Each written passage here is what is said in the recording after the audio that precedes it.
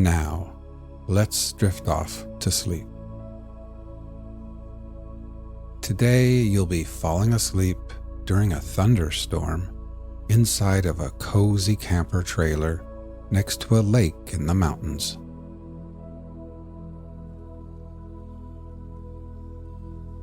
Imagine you are feeling exhausted, hot, and sweaty as you return to your camper.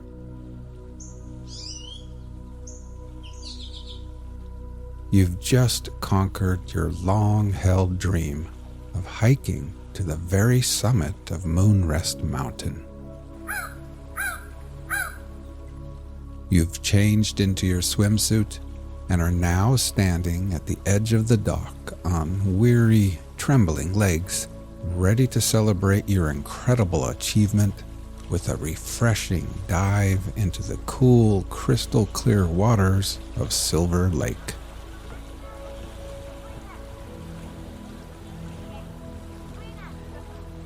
With your arms raised above your head and ready to dive in, you glance at the slow-moving dark clouds on the horizon. Beads of sweat are still clinging to your forehead when you push off the dock and soar through the air before gliding perfectly into the water. The crisp, cool water envelops you, gently massaging your entire being. You can almost taste the clean, mineral freshness of the water as it washes away all the sweat, dust, and grime from your skin.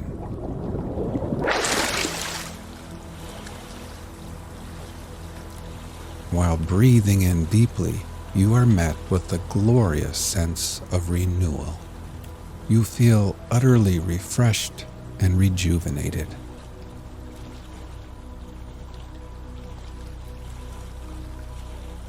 You swim back to the dock and climb the cool aluminum ladder.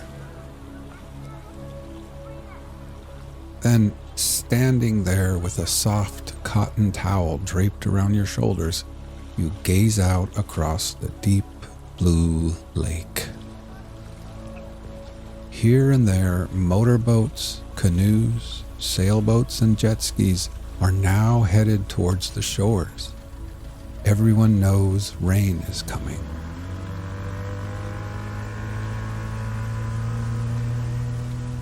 Kids wearing life vests and learning how to water ski are hoisted back into boats, and the small, colorful sails of dinghies flutter in the breeze as their little suntanned captains point them back towards land.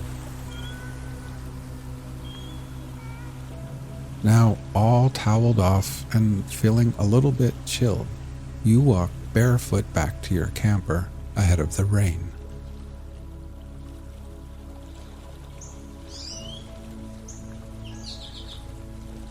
At the little picnic table, you collect your book, coffee mug, and sunglasses. You gather up other items and place them into a plastic tote. A salt and pepper shaker, a box of wooden matches, some paper plates. You secure the lid on the tote and move the Coleman lantern under the table.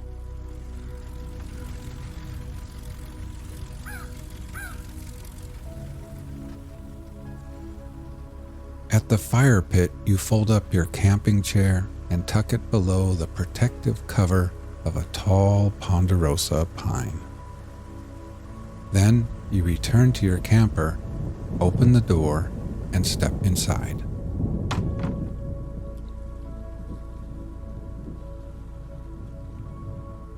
In the little kitchenette, you set water to boil for tea.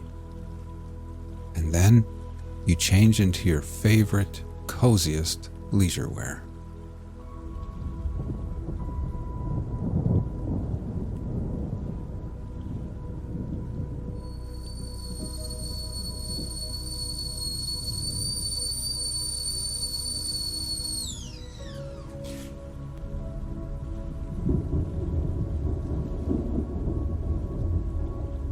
while the hot tea steeps, you settle at the quaint table and gaze out the window, watching as boats reach the shore and families hurry off to their campers and tents and cabins.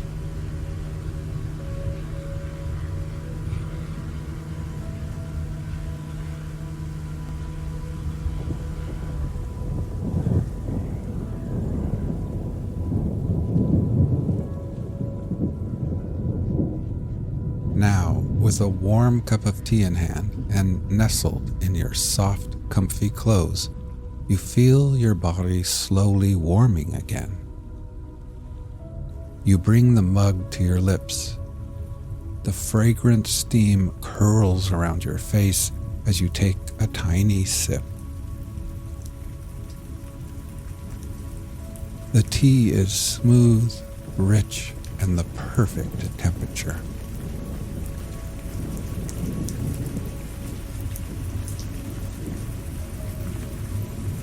You take a bigger sip, and the tea flows down to your core, melting away the chill from the lake. A rush of warmth spreads throughout your body, like a wave of little goosebumps, and you're suddenly filled with a sense of deep accomplishment, peace, and satisfaction.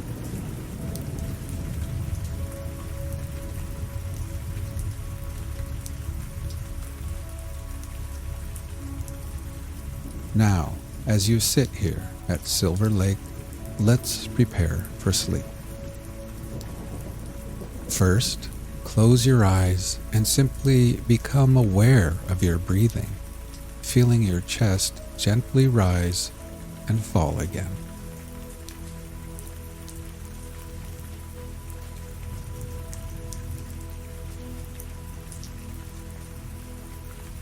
Next, let's take a few deeper breaths. We will slowly fill our lungs with the cool, sweet scent of pine trees and that fresh mountain air. And then, after holding briefly, we will let it all go and exhale. Ready? Breathe in deeply, hold for 3, 2, 1, and then exhale.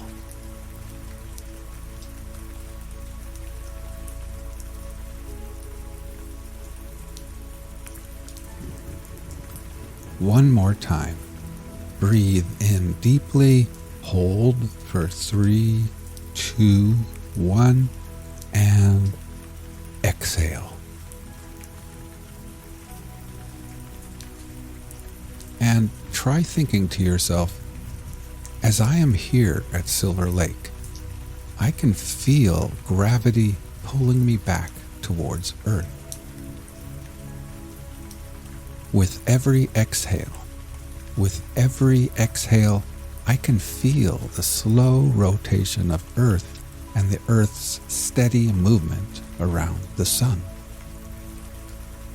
I can feel my tired feet, my ankles, my fatigued calves, my knees, and my legs becoming heavier and heavier and more relaxed.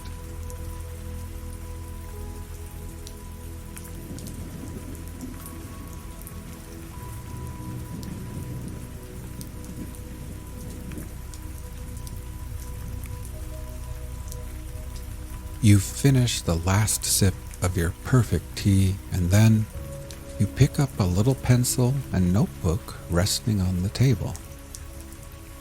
With them in hand, you make your way to the sleeping nook at the other end of the camper, where you collapse heavily into the soft, wide bed.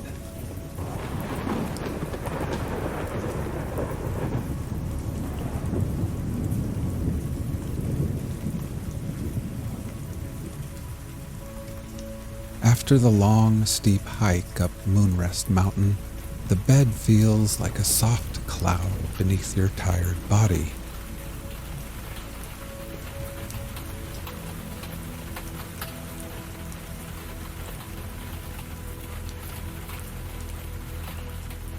The little windows by the bed are cracked open, and your nostrils catch the pleasant scent of fresh rain on pine needles and moss.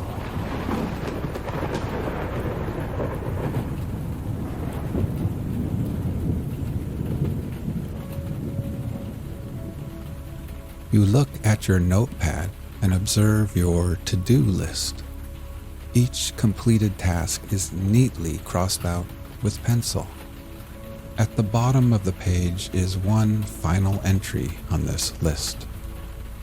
A smile creeps across your face as you take the pencil and begin scribbling over that last item: climb Moonrest Mountain.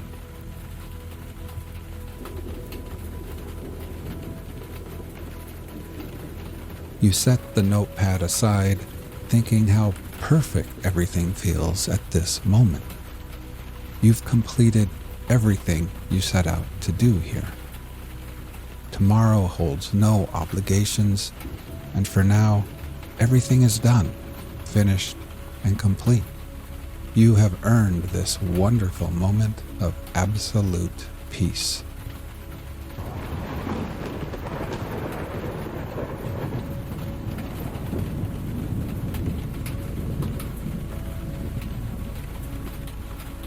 Your body sinks deeper into the soft bed.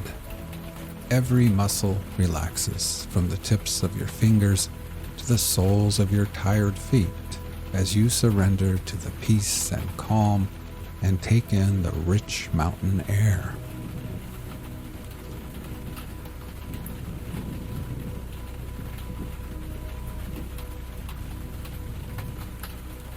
Let's take a few more deep breaths before drifting off to sleep. Ready? Breathe in deeply, hold for 3, 2, 1, and then exhale.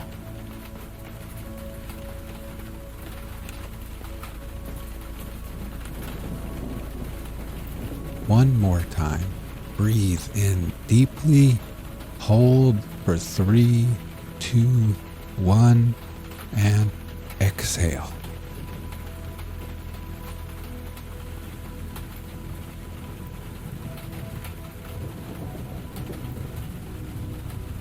Try thinking to yourself, as I lay here at Silver Lake, I can feel gravity pulling me back towards Earth.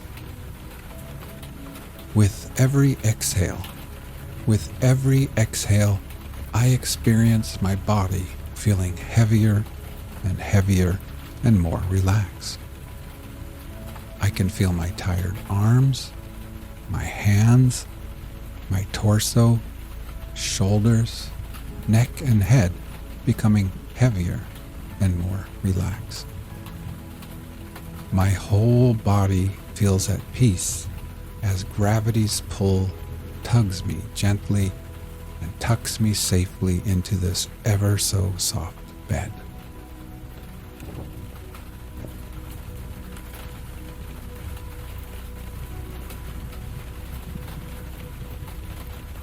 Now, feeling oh so satisfied, safe, accomplished, rejuvenated, sleepy, and happy, you reach over to a little transistor radio, tune it to your favorite station, then lay back and close your eyes.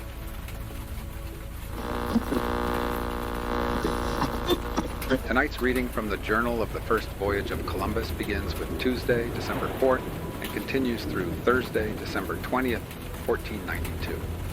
We rejoin the admiral coasting the north of Española, taking shelter first in the narrow, hidden Puerto de San Nicolas. Then, after rain and thick weather in the calm entrance, he names Puerto de la Concepcion, where the air feels like April in Castile and nightingales sing. With light and contrary winds, he stands over to Tortuga, naming its headlands and long beaches, before returning to the green shores of Española to mark depths, sound river mouths, and note valleys and villages with quiet exchanges of beads for cotton and thin leaves of gold. By December 19th and 20th, he threads reefs into a vast, landlocked haven between the islet he names Santo Tomas and the highland of Caribata, beneath mountains so lofty they seem to touch the sky, an anchorage he praises as safe against any storm. Journal of the First Voyage of Columbus. Tuesday, 4th of December. The admiral made sail with little wind, and left that port, which he called Puerto Santo. After going 2 leagues, he saw the great river of which he spoke yesterday. Passing along the land and beating to windward on southeast and west-northwest courses, they reached Cabo Lindo, which is east-southeast, 5 leagues from Cabo del Monte. A league and a half from Cabo del Monte, there is an important but rather narrow river, which seemed to have a good entrance and to be deep. 3/4 of a league further on, the admiral saw another very large river, and he thought it must have its source at a great distance. It had 100 paces at its mouth, and no bar, with a depth of 8 fathoms. The admiral sent the boat in to take soundings, and they found the water fresh until it enters the sea. This river had great volume and must have a large population on its banks. Beyond Cabo Lindo there is a great bay, which would be open for navigation to east-northeast and southeast and south-southwest. Wednesday, 5th of December. All this night they were beating to windward off Cape Lindo to reach the land to the east, and at sunrise the admiral sighted another cape, 2½ leagues to the east. Having passed it, he saw that the land trended south and southwest, and presently saw a fine high cape in that direction, 7 leagues distant. He would have wished to go there, but his object was to reach the island of Babec, which, according to the Indians, bore northeast, so he gave up the intention. He could not go to Babec either, because the wind was northeast. Looking to the southeast, he saw land, which was a very large island, according to the information of the Indians, well peopled, and called by them Bohio. The admiral says that the inhabitants of Cuba, or Juana, and of all the other islands, are much afraid of the inhabitants of Bohio, because they say that they eat people. The Indians relate other things by signs which are very wonderful, but the admiral did not believe them. He only inferred that those of Bohio must have more cleverness and cunning to be able to capture the others, who, however, are very poor-spirited. The wind veered from northeast to north, so the admiral determined to leave Cuba, or Juana, which, up to this time, he had supposed to be the mainland on account of its size, having coasted along it for 120 leagues. He shaped a course southeast by east, the land he had sighted bearing southeast, taking this precaution because the wind always veered from north to northeast again, and thence to east and southeast. The wind increased, and he made all sail, the current helping them, so that they were making 8 miles an hour from the morning until 1 in the afternoon, which is barely 6 hours, for they say that the nights were nearly 15 hours. Afterwards they went 10 miles an hour, making good 88 miles by sunset, equal to 22 leagues, all to the southeast. As night was coming on, the admiral ordered the caravel Nina, being a good sailor, to proceed ahead so as to sight a harbor at daylight. Arriving at the entrance of a port which was like the Bay of Cadiz, while it was still dark, a boat was sent in to take soundings, which showed a light from a lantern. Before the admiral could beat up to where the caravel was, hoping that the boat would show a leading mark for entering the port, the candle in the lantern went out. The caravel, not seeing the light, showed a light to the admiral, and running down to him, related what had happened. The boat's crew then showed another light, and the caravel made for it, but the admiral could not do so, and was standing off and on all night. Thursday, 6th of December. When daylight arrived, the admiral found himself 4 leagues from the port, to which he gave the name of Puerto Maria, and to a fine cape bearing south-southwest he gave the name of Cabo de la Estrella. It seemed to be the furthest point of the island towards the south, distant 28 miles. Another point of land, like an island, appeared about 40 miles to the east. To another fine point, 54 miles to the east, he gave the name of Cabo del Elefante, and he called another, 28 miles to the southeast, Cabo de Cinquin. There was a great opening or bay, which might be the mouth of a river, distant 20 miles. It seemed that between Cabo del Elefante and that of 'Cinquin, there was a great opening, and some of the sailors said that it formed an island, which might be the mouth of a river, distant 20 miles. It seemed that between Cabo del Elefante and that of 'Cinquin, there was a great opening, and some of the sailors said that it formed an island, which might be the mouth of a river, distant 20 miles. to which the name of Isla de la Tortuga was given. The island appeared to be very high land, not closed in with mountains, but with beautiful valleys, well cultivated, the crops appearing like the wheat on the plain of Cordova in May. That night they saw many fires and much smoke, as if from workshops in the daytime. It appeared to be a signal made by people who were at war. All the coast of this land trends to the east. At the hour of vespers, the admiral reached this port, to which he gave the name of Puerto de San Nicolas, in honor of Saint Nicola. Nicholas, whose day it was, and on entering it, he was astonished at its beauty and excellence. Although he had given great praise to the ports of Cuba, he had no doubt that this one not only equaled but excelled them, and none of them are like it. At the entrance it is 1.5 leagues wide, and a vessel's head should be turned southeast, though, owing to the great width, she may be steered on any bearing that is convenient, proceeding on this course for 2 leagues. On the south side of the entrance the coast forms a cape, and thence the course is almost the same as far as a point where there is a fine beach and a plain covered with fruit-bearing trees of many kinds, so that the admiral thought there must be nutmegs and other spices among them, but he did not know them, and they were not ripe. There is a river falling into the harbor near the middle of the beach. The depth of this port is surprising, for until reaching the land, for a distance of, the lead did not reach the bottom at 40 fathoms, and up to this length there are 15 fathoms, with a very clean bottom. Throughout the port there is a depth of 15 fathoms, with a clean bottom at a short distance from the shore, and all along the coast there are soundings with clean bottom, and not a single sunken rock. Inside, at the length of a boat's oar from the land, there are 5 fathoms. Beyond the limit of the port, to the south-southeast, 1,000 carracks could lead up.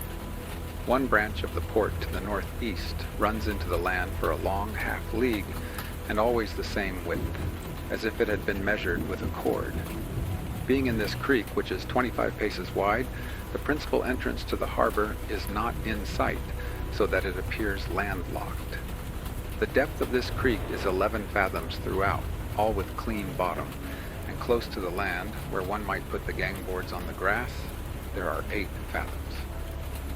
The whole port is open to the air and clear of trees. All the island appeared to be more rocky than any that had been discovered. The trees are smaller, and many of them of the same kinds as are found in Spain, such as the ilex, the arbutus, and others, and it is the same with the herbs.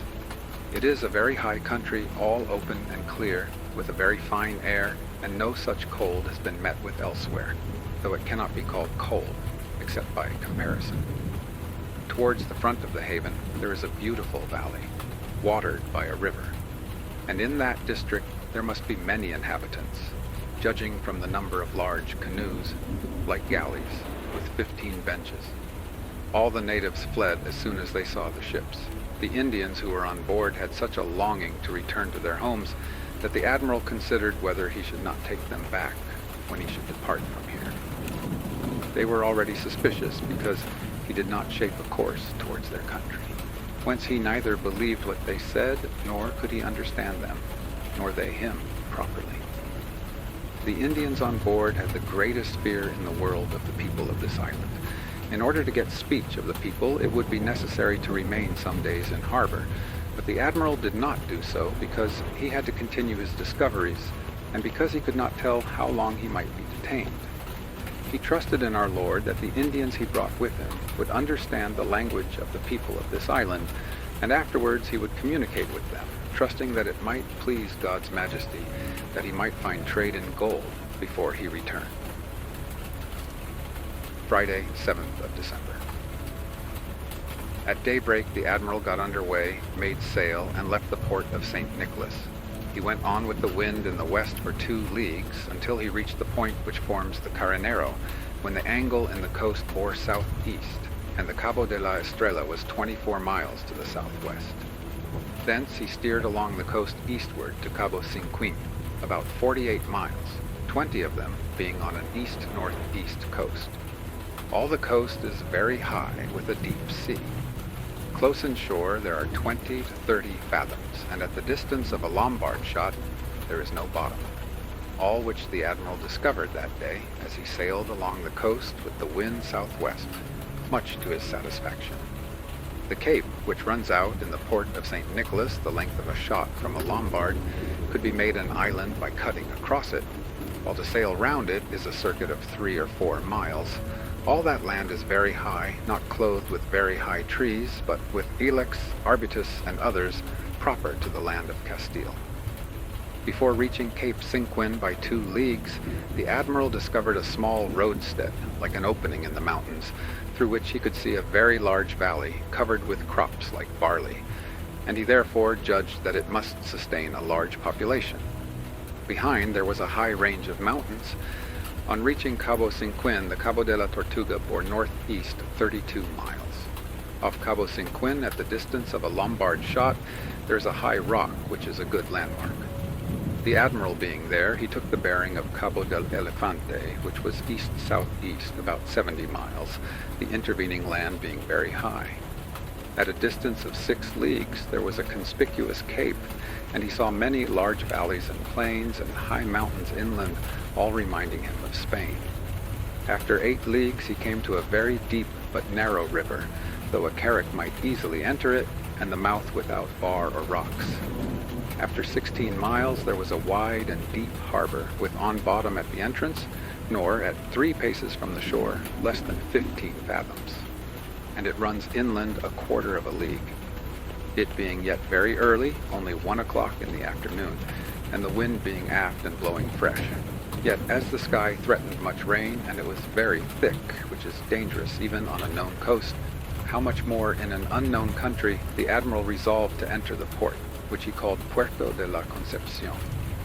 He landed near a small river at the point of the haven, flowing from valleys and plains, the beauty of which was a marvel to behold. He took fishing nets with him, and before he landed, a mullet, like those of Spain, jumped into the boat, this being the first time they had seen fish resembling the fish of Castile. The sailors caught and killed others, and soles and other fish like those of Castile. Walking a short distance inland, the admiral found much land under cultivation, and heard the singing of nightingales and other birds of Castile. 5 men were seen, but they would not stop, running away. The admiral found myrtles and other trees and plants like those of Castile, and so also were the land and mountains. Saturday, 8th of December. In this port there was heavy rain with a fresh breeze from the north. The harbor is protected from all winds except the north, but even this can do no harm whatever, because there is a great surf outside, which prevents such a sea within the river as would make a ship work on her cables. After midnight, the wind veered to northeast, and then to east, from which winds this port is well sheltered by the island of Tortuga, distant 36 miles. Sunday, 9th of December. Today it rained, and the weather was wintry, like October Castile. No habitations had been seen except a very beautiful house in the Puerto de S. Nicolas, which was better built than any that had been in other parts. The island is very large, says the admiral. It would not be much if it has a circumference of 200 leagues. All the parts he had seen were well cultivated. He believed that the villages must be at a distance from the sea, whither they went when the ships arrived, for they all took to flight, taking everything with them, and they made smoke signals, like a people at war. This port has a width of 1,000 paces at its entrance, equal to a quarter of a league. There is neither bank nor reef within, and there are scarcely soundings close inshore. Its length running inland is 3,000 paces, all clean and with a sandy bottom, so that any ship may anchor in it without fear and enter it without precaution. At the upper end there are the mouths of 2 rivers with the most beautiful champagne country, almost like the lands of Spain. These even have the advantage, for which reasons the admiral gave the name of the said island Isla Española. Monday, 10th of December. It blew hard from the northeast, which made them drag their anchors half a cable's length. This surprised the admiral, who had seen that the anchors had taken good hold of the ground. As he saw that the wind was foul for the direction in which he wanted to steer, he sent 6 men on shore, well armed, to go 2 or 3 leagues inland and endeavor to open communications with the natives. They came and returned without having seen either people or houses, but they found some hovels, wide roads, and some places where many fires had been made. They saw excellent lands and many mastic trees, some specimens of which they took. But this is not the time for collecting it, as it does not coagulate. Tuesday, the 11th of December. The admiral did not depart because the wind was still east and southeast. In front of this port, as has been said, is the island of La Tortuga. It appears to be a large island with the coast almost like that of Hispaniola, and the distance between them is about 10 leagues. It is well to know that from the Cabo de Cinquin, opposite Tortuga, the coast trends to the south. The admiral had a great desire to see that channel between these two islands, and to examine the island of Hispaniola, which is the most beautiful thing in the world. According to what the Indians said who were on board, he would have to go to the island of Babec.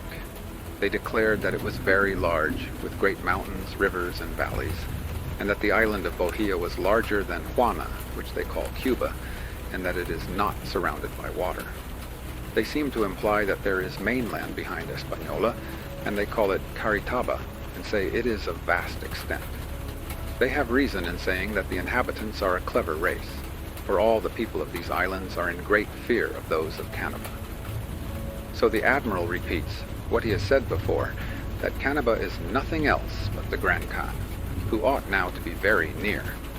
He sends ships to capture the islanders, and as they do not return, their countrymen believe that they have been eaten. Each day, we understand better what the Indians say, and they us, so that very often we are intelligible to each other. The admiral sent people on shore who found a great deal of mastic, but did not gather it. He says that the rains make it, and that in Chios they collect it in March. In these lands, being warmer, they might take it in January. They caught many fish like those of Castile, dace, salmon, hake, dory, giltheads, mullets, corbinas, shrimps, and they saw sardines. They found many aloes. Wednesday, 12th of December. The admiral did not leave the port today for the same reason, a contrary wind. He set up a great cross on the west side of the entrance, on a very picturesque height. In sign, he says, that your highnesses hold this land for your own, but chiefly as a sign of our Lord Jesus Christ. This being done, 3 sailors strolled into the woods to see the trees and bushes. Suddenly, they came upon a crowd of people, all naked like the rest. They called to them and went towards them, but they ran away. At last they caught a woman, for I had ordered that some should be caught, that they might be treated well and made to lose their fear.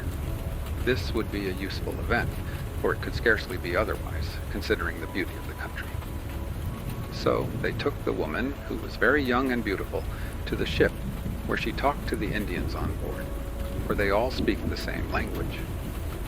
The admiral caused her to be dressed, and gave her glass beads, hawk's bells, and brass ornaments. Then he sent her back to the shore very courteously, according to his custom. He sent 3 of the crew with her, and 3 of the Indians he had on board, that they might open communications with her people. The sailors in the boat who took her on shore told the admiral that she did not want to leave the ship, but would rather remain with the other women he had seized at the port of Maris, in the island of Juana or Cuba. The Indians who went to put the woman on shore said that the natives came in a canoe, which is their caravel in which they navigate from one place to another. But when they came to the entrance of the harbor and saw the ships, they turned back, left the canoe, and took the road to the village. The woman pointed out the position of the village.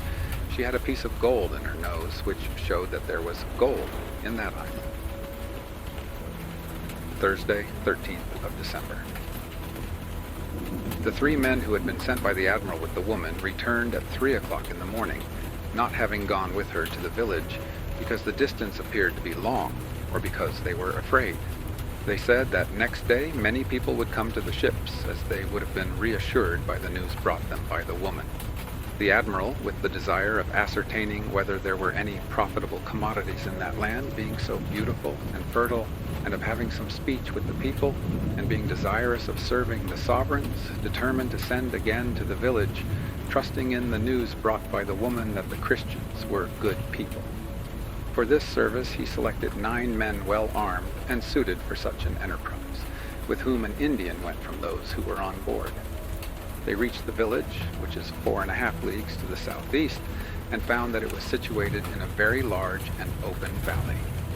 As soon as the inhabitants saw the Christians coming, they all fled inland, leaving all their goods behind them. The village consisted of 1,000 houses, with over 3,000 inhabitants. The Indian whom the Christians had brought with them ran after the fugitives, saying that they should have no fear, for the Christians did not come from Cariba, but were from heaven, and that they gave many beautiful things to all the people they met. They were so impressed with what he said that upwards of 2,000 came close up to the Christians, putting their hands on their heads, which was a sign of great reverence and friendship. And they were all trembling until they were reassured. The Christians related that as soon as the natives had cast off their fear, they all went to the houses, and each one brought what he had to eat, consisting of yams, which are roots like large radishes, which they sow and cultivate in all their lands, and is their staple food. They make bread of it and roast it. The yam has the smell of a chestnut, and anyone would think he was eating chestnuts. They gave their guests bread and fish, and all they had. As the Indians who came in the ship had understood that the admiral wanted to have some parrots, one of those who accompanied the Spaniards mentioned this, and the natives brought out parrots and gave them as many as they wanted without asking anything for them.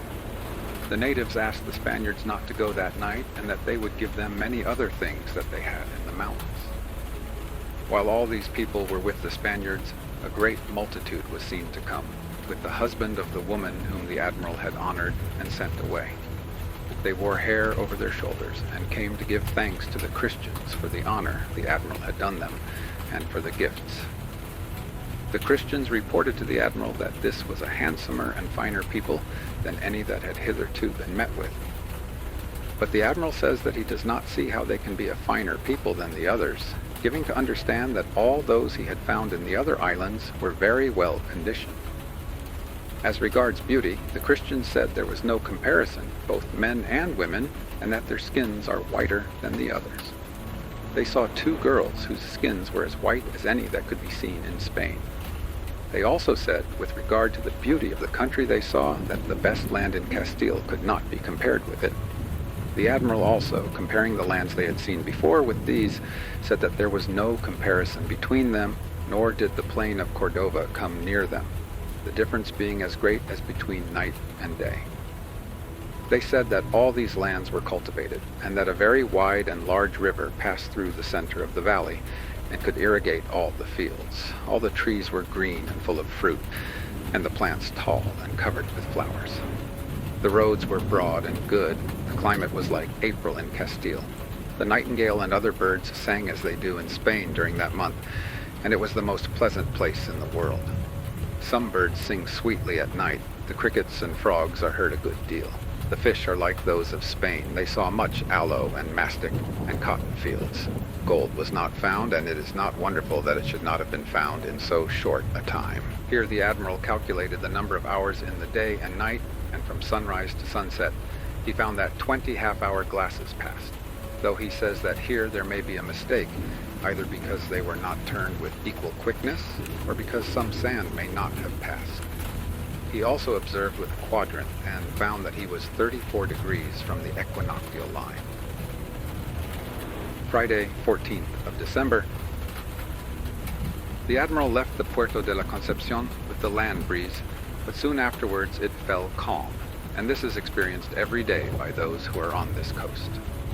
Later, an east wind sprang up, so he steered north-northeast and arrived at the island of Tortuga. He sighted a point which he named Punta Pierna, east-northeast of the end of the island 12 miles, and from thence another point was seen and named Punta Lanzada in the same northeast direction 16 miles. Thus, from the end of Tortuga to Punta Aguda, the distance is 44 miles, which is 11 leagues east-northeast. Along this route, there are several long stretches of beach. The island of Tortuga is very high, but not mountainous, and is very beautiful and populous like Española, and the land is cultivated so that it looked like the plain of Cordova. Seeing that the wind was foul and that he could not steer for the island of Bannock, he determined to return to the Puerto de la Concepcion, whence he had come. But he could not fetch a river which is 2 leagues to the east of that port. Saturday, 15th of December. Once more the admiral left the Puerto de la Concepcion, but on leaving the port he was again met by a contrary east wind. He stood over to Tortuga and then steered with the object of exploring the river he had been unable to reach yesterday. Nor was he able to fetch the river this time, but he anchored half a league to leeward of it, where there was clean and good anchoring ground. As soon as the vessels were secured, he went with the boats to the river, entering an arm of the sea which proved not to be the river. Returning, he found the mouth, there being only one, and the current very strong. He went in with the boats to find the villagers that had been seen the day before. He ordered a tow rope to be got out and manned by the sailors, who hauled the boats up for a distance of 2 Lombard shots. They could not get further owing to the strength of the current. He saw some houses and the large valley where the villages were, and he said that a more beautiful valley he had never seen, this river flowing through the center of it. He also saw people at the entrance, but they all took to flight. He further says that these people must be much hunted, for they live in such a state of fear. When the ships arrived at any port, they presently made signals by fires on heights throughout the country. And this is done more in this island of Hispaniola and in Tortuga, which is also a large island, than in the others that were visited before. He called this valley Valle del Paraíso and the river Guadalquivir, because he says that it is the size of the Guadalquivir at Cordova. The banks consist of shingle, suitable for walking. Sunday, the 16th of December. At midnight, the admiral made sail with the land breeze to get clear of that gulf. Passing along the coast of Hispaniola on a bowline, for the wind had veered to the east, he met a canoe in the middle of the gulf, with a single Indian in it. The admiral was surprised how he could have kept afloat with such a gale blowing. Both the Indian and his canoe were taken on board, and he was given glass beads, bells, and brass trinkets, and taken in the ship, until she was off a village 17 miles from the former anchorage, where the admiral came to again. The village appeared to have been lately built, for all the houses were new. The Indian then went on shore in his canoe, bringing the news that the admiral and his companions were good people, although the intelligence had already been conveyed to the village from the place where the natives had their interview with the 6 Spaniards. Presently, more than 500 natives with their king came to the shore opposite the ships, which were anchored very close to the land. Presently, one by one, then many by many, came to the ship without bringing anything with them, except that some had a few grains of very fine gold in their ears and noses, which they readily gave away. The admiral ordered them all to be well treated, and he says, "For they are the best people in the world and the gentlest.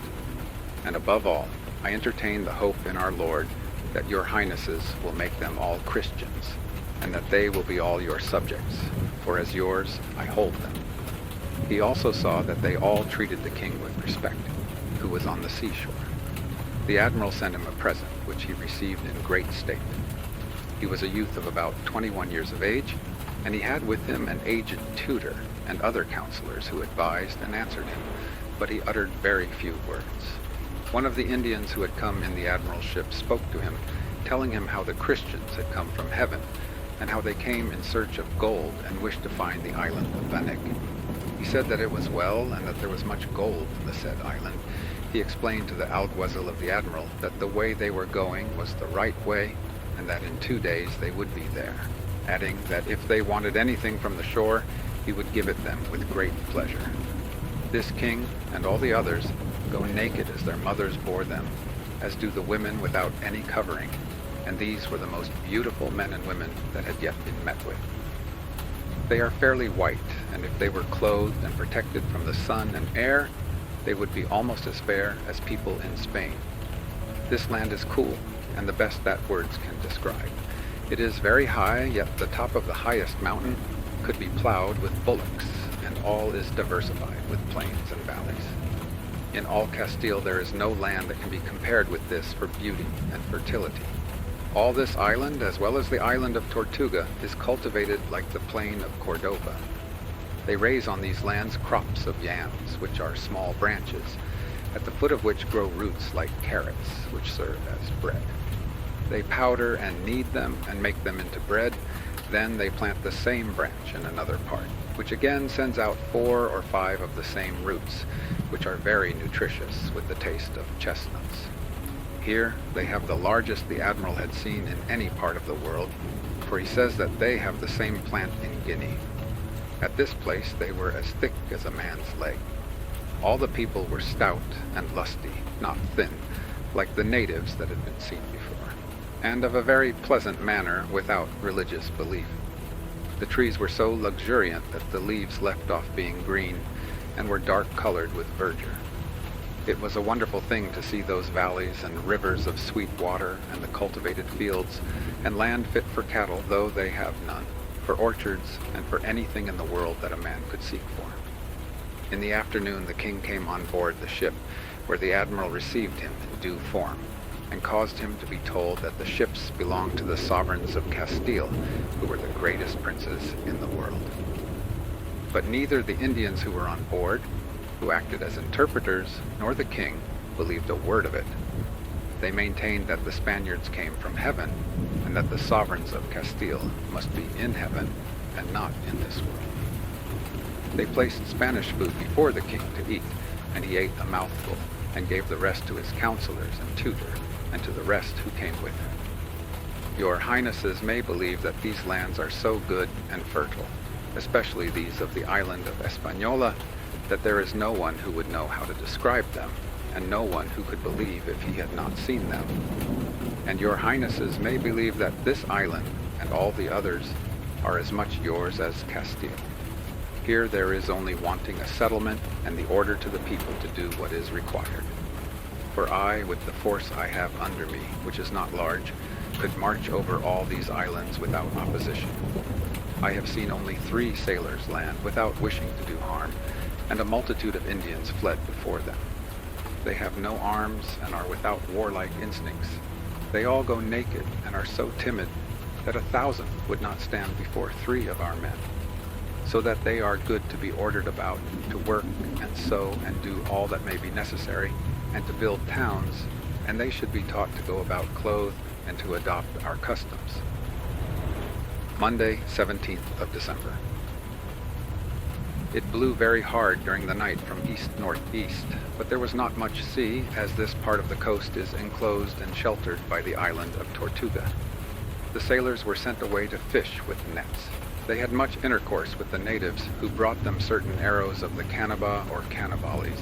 They are made of reeds, pointed with sharp bits of wood hardened by fire, and are very long. They pointed out 2 men who wanted certain pieces of flesh on their bodies, giving to understand that the cannibales had eaten them by mouthfuls. The admiral did not believe it. Some Christians were again sent to the village, and in exchange for glass beads, obtained some pieces of gold beaten out into fine leaf. They saw one man, whom the admiral supposed to be governor of that province, called by them cacique, with a piece of gold leaf as large as a hand, and it appears that he wanted to barter with it. He went into his house, and the other remained in the open space outside. He cut the leaf into small pieces, and each time he came out, he brought a piece and exchanged it. When he had no more left, he said by signs that he had sent for more, and that he would bring it another day. The admiral says that all these things, and the manner of doing them, with their gentleness and the information they gave, showed these people to be more lively and intelligent than any that had hitherto been met with. In the afternoon, a canoe arrived from the island of Tortuga with a crew of 40 men, and when they arrived on the beach, all the people of the village sat down in sign of peace, and nearly all the crew came on shore. The cacique rose by himself, and with words that appeared to be of a menacing character, made them go back to the canoe and shove off. He took up stones from the beach and threw them into the water, all having obediently gone back into the canoe. He also took a stone and put it in the hands of my alguazil, that he might throw it. He had been sent on shore with the secretary to see if the canoe had brought anything of value. The alguazil did not wish to throw the stone. That cacique showed that he was well disposed to the admiral. Presently the canoe departed, and afterwards they said to the admiral that there was more gold in Tortuga than in Española, because it is nearer to Banec. The admiral did not think that there were gold mines either in Española or Tortuga, but that the gold was brought from Banec in small quantities, there being nothing to give in return. That land is so rich that there is no necessity to work much to sustain life, nor to clothe themselves as they go naked. He believed that they were very near the source, and that our Lord would point out where the gold has its origin. He had information that from here to Beneke was 4 days' journey, about 34 leagues, which might be traversed with a fair wind in a single day. Tuesday, the 18th of December. The admiral remained at the same anchorage because there was no wind, and also because the cacique had said that he had sent for gold. The admiral did not expect much from what might be brought, but he wanted to understand better whence it came. Presently he ordered the ship and caravel to be adorned with arms and dressed with flags in honor of the feast of Santa Maria de la O, or commemoration of the Annunciation, which was on that day, and many rounds were fired from the Lombards. The king of that island of Española had got up very early and left his house, which is about 5 leagues away, reaching the village at 3 in the morning. There were several men from the ship in the village who had been sent by the admiral to see if any gold had arrived. They said that the king came with 200 men, that he was carried in a litter by 4 men, and that he was a youth, as has already been said. Today, when the admiral was dining under the poop, the king came on board with all his people. The admiral says to the sovereigns, without doubt his state and the reverence with which he is treated by all his people would appear good to your highnesses, though they all go naked. When he came on board, he found that I was dining at a table under the poop, and at a quick walk he came to sit down by me, and did not wish that I should give place by coming to receive him, or rising from the table, but that I should go on with my dinner. I thought that he would like to eat of our viands, and ordered them to be brought for him to eat.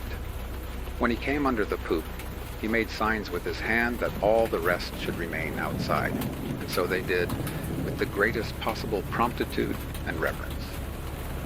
They all sat on the deck, except the men of mature age, whom I believed to be his counselors and tutor, who came and sat at his feet.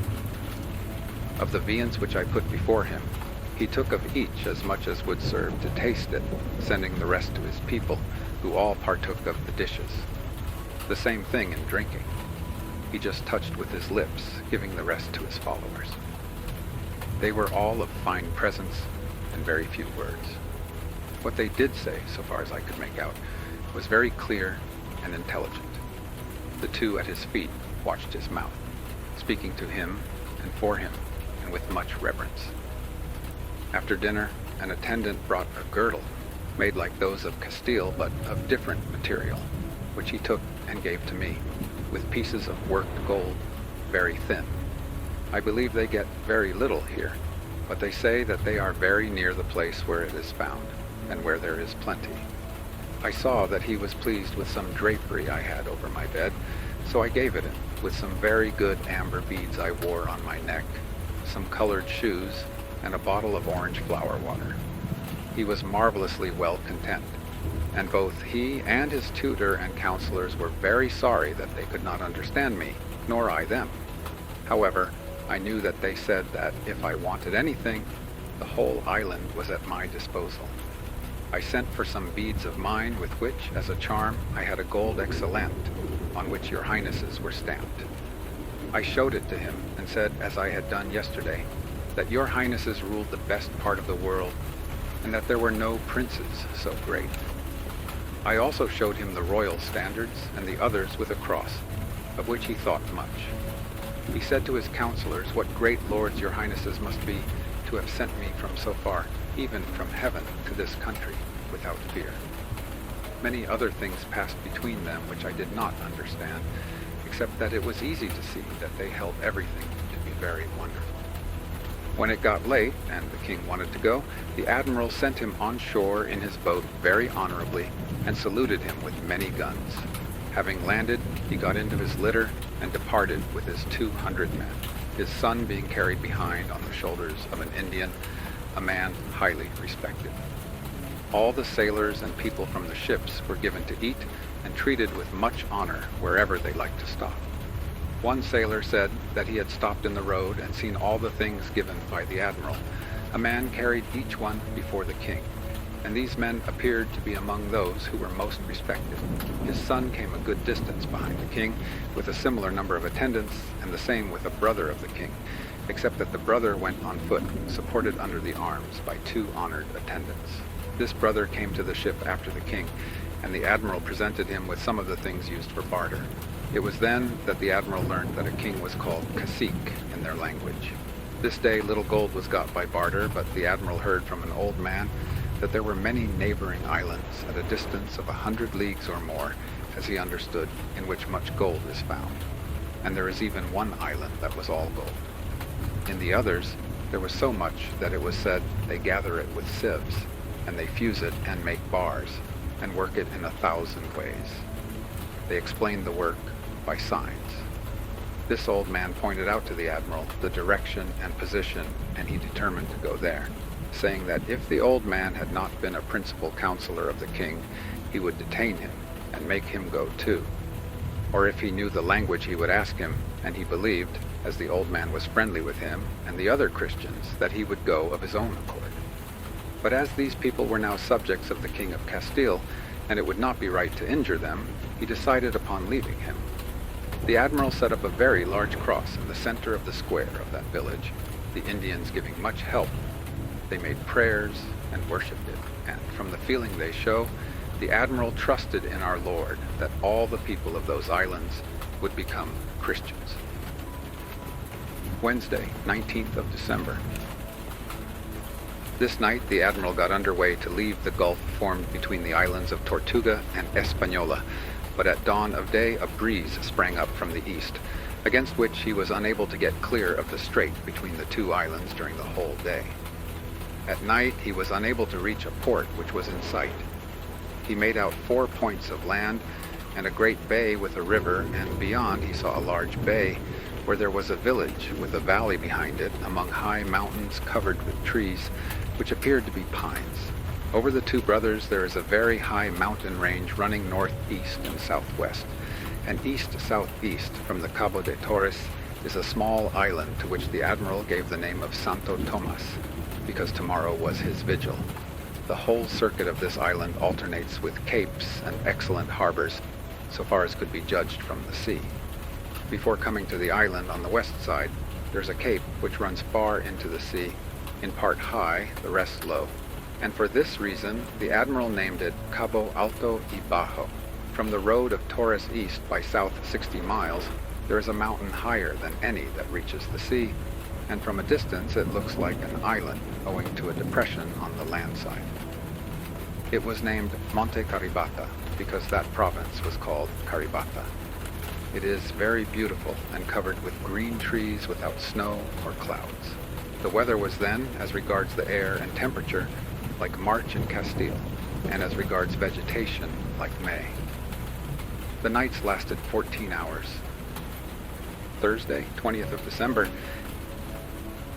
at sunrise they entered a port between the island of Santo Tomas and the Cabo de Carabata and anchored. This port is very beautiful and would hold all the ships in Christendom. The entrance appears impossible from the sea to those who have never entered, owing to some reefs of rocks which run from the mountainous cape almost to the island. They are not placed in a row, but one here, another there, some towards the sea, others near the land. It is therefore necessary to keep a good lookout for the entrances, which are wide and with a depth of 7 fathoms, so that they can be used without fear. Inside the reefs there is a depth of 12 fathoms. A ship can lie with a cable made fast against any wind that blows. At the entrance of this port there is a channel on the west side of a sandy islet with 7 fathoms, and many trees on its shore. But there are many sunken rocks in that direction, and a lookout should be kept up until the port is reached. Afterwards there is no need to fear the greatest storm in the world. From this port a very beautiful cultivated valley is in sight, descending from the southeast, surrounded by such lofty mountains that they appear to reach the sky, and covered with green trees. Without doubt, There are mountains here which are higher than the island of Tenerife in the Canaries, which is held to be the highest yet known. On this side of the island of Santo Tomas, at a distance of a league, there is another islet, and beyond it another, forming wonderful harbors, though a good lookout must be kept for sunken rocks. The admiral also saw villages and smoke made by them.